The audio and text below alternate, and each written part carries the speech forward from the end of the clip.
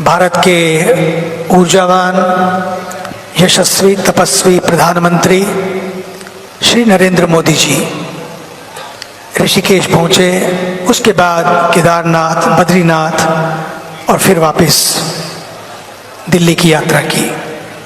प्रातःकाल जब हम सवेरे मिल रहे थे उनसे ऋषिकेश में, तो मैंने देखा एक अद्भुत बात। जैसे वे उतरे, हवाई जहाज से उतरते उतरते उन्होंने सबसे पहले हिमालय को देखा, प्रणाम किया, हवाओं को देखा, उनको छुआ, और फिर किस तरह से जब धरती पर नीचे उतरे तो किस तरह से उनका भाव था किस मिट्टी को प्रणाम करने का। ये इस देश की संस्कृति है। आज उन्होंने वहां पहुंचकर परियोजनाओं का भी शिलान्यास किया, उसकी आधारशिला रखी, लेकिन साथ साथ अपनी परंपराओं को भी आधारशिला रखी।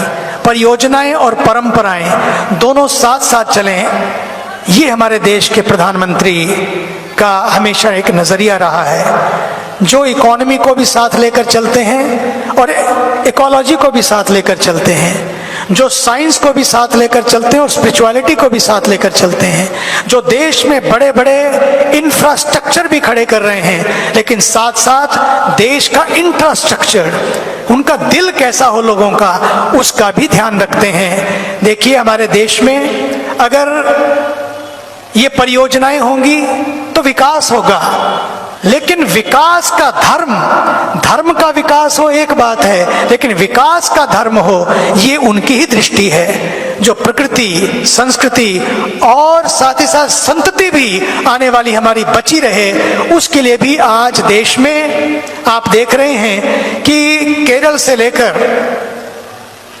जो शंकराचार्य जी केदारनाथ तक पहुंचे, केरल में जन्म लिया, केदारनाथ में समाधि ली, काशी में विद्याध्ययन किया, तो कश्मीर में मंदिर बनाया। अब सोचिए, उत्तर, दक्षिण, पूर्व, पश्चिम, उन सब के बीच में किस तरह के सेतु बनाए। आज इन्हीं सेतुओं के निर्माण की आवश्यकता है, और सेतु तभी बनते हैं जब कोई अपना हेतु ना हो, अपना कोई एजेंडा ना हो, एजेंडा केवल देश हो। जब देश ही एजेंडा बनता है तो पक्का मानिए फिर दल की बात नहीं रहती, फिर दिल की बात रहती है और देश की बात रहती है। इसलिए मुझे तो लगता है कि भारत की आत्मा तीर्थों में बसती है, लेकिन मुझे तो लगने लगा है कि तीर्थों की आत्मा हमारे देश के राष्ट्र ऋषि श्री मोदी जी में बसती है। हमें इसको देखने की I can't believe it even, कि मुझे लगता है कि व्यक्ति दिवाली का दिन, छोटी दिवाली, देव दिवाली अपने घर में अपने परिवार के साथ मनाता है। और पता है आपको, आज वो यहाँ और कल वो अयोध्या में दिवाली मनाने जा रहे हैं, दीपोत्सव, दीप जलाने जा रहे हैं, जला रहे हैं, वो लाखों लाखों दिए जल रहे हैं। उस गरीब के घर में भी दिया जले, उस दिए की बात करते हैं। वो इस देश का अंतिम गांव, वहां तक भी पहुंचे, और इस देश की अंत्योदय नारी, उस राष्ट्रपति को भी उन्होंने वो सम्मान दिया। अंतिम गांव हो या अंत्योदय की यात्रा हो, दोनों में उन्होंने सेतु बनाए।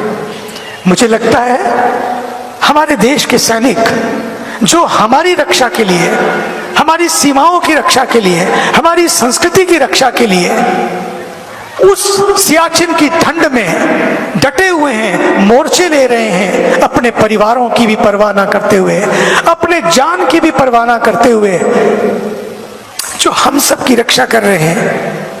उनका भी घर है, उनके घर में भी दिवाली होती है, लेकिन वो दिवाली हम छोड़कर सीमाओं की रक्षा कर रहे हैं। आप सोचिए, ये परिवार का मुखिया दिल्ली छोड़कर, राजधानी छोड़कर, अपने भवन को छोड़कर, उन सब के साथ जाकर, जवानों के साथ जाकर उस दिवाली को मनाने जा रहे हैं। आप सोचिए तो सही, सवेरे 5 बजे उठकर, 4 बजे उठे होंगे, 5 बजे निकले, 6 बजे, पौने 6 बजे एयरपोर्ट पहुंचे, 6 बजे फ्लाइट ली, पौने 7 यहाँ पहुंचे, 6:45 बजे यहां से निकले एक यात्री की तरह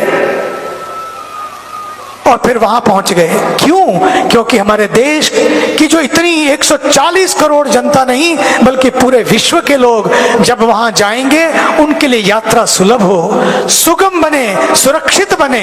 एक एक चीज पर ध्यान देना। और फिर केवल रोपवे अगर की शिलान्यास हो रहा है केदारनाथ का, वहीं पर रोपवे का शिलान्यास हो रहा है, हेमकुंड साहब का भी, सबके लिए यात्रा है, सबके लिए यात्रा है।